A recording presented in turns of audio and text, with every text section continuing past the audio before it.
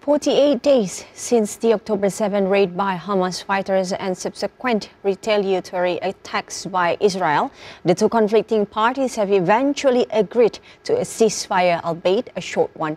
Expectations looms, however, that the agreement will move beyond the release of hostages only, but also toward a permanent end of the conflict.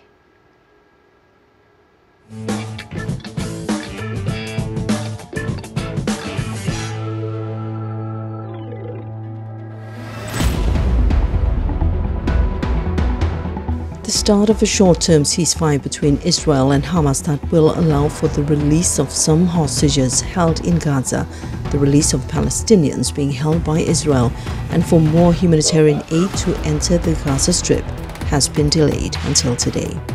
The release of hostages, along with the ceasefire, was originally set to begin Thursday morning. Under the deal, the two sides agreed to a 4-day ceasefire so that 50 women and children under the age of 19 taken hostage could be freed in return for 150 Palestinian women and teenagers in the Israeli detention. The 50 hostages, among about 240 taken by Hamas in the October 7th raid on Israel, are expected to be released in batches during the 4-day ceasefire. Sides to the deal have called the break in hostilities a humanitarian pause.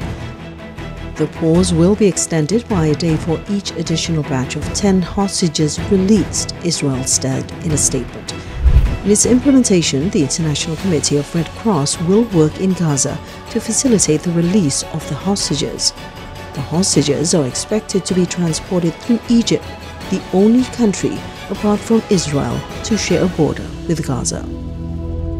During the ceasefire, trucks loaded with aid and fuel are expected to cross into Gaza, where 2.3 million people have been running out of food, and many hospitals have shut down, in part because they no longer have fuel for their generators.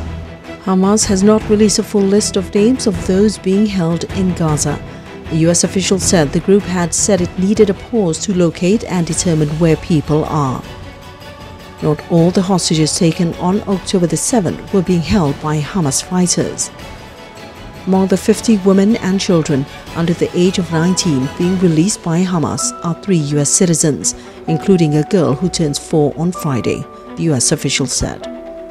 In addition to Israeli civilians and soldiers taken on October the 7th, more than half of the roughly 240 hostages are foreign and dual nationals, from about 40 countries including Argentina, Britain, Chile, France, Germany, Portugal, Spain, Thailand and the US. On the other hand, Israel has provided a list of about 300 Palestinian prisoners who might be released, double the number of women and minors it has agreed to be freed at first, and suggested it expects more than 50 hostages to be released under the deal.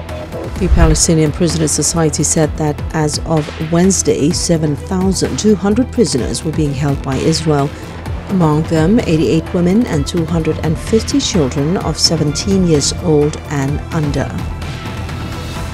Most on the list of 300 are from the Israeli-occupied West Bank and Jerusalem and were held for incidents such as attempted stabbings, hurling stones at Israeli soldiers, making explosives, damaging property, and having contact with hostile organizations. None are accused of murder. Many were held under administrative detention, meaning they were held without trial. The current conflict is one of the most fierce conflicts to erupt between the two sides. Hamas fighters killed 1,200 people when they launched their raid on Israel, the biggest single-day toll on Israeli soil since its creation in 1948. While more than 13,000 people have been killed in the Israeli airstrikes and land incursions since then. Initial negotiations for a deal between Israel and Hamas, both sworn enemies, began within days of the October 7th attack, but progress was slow.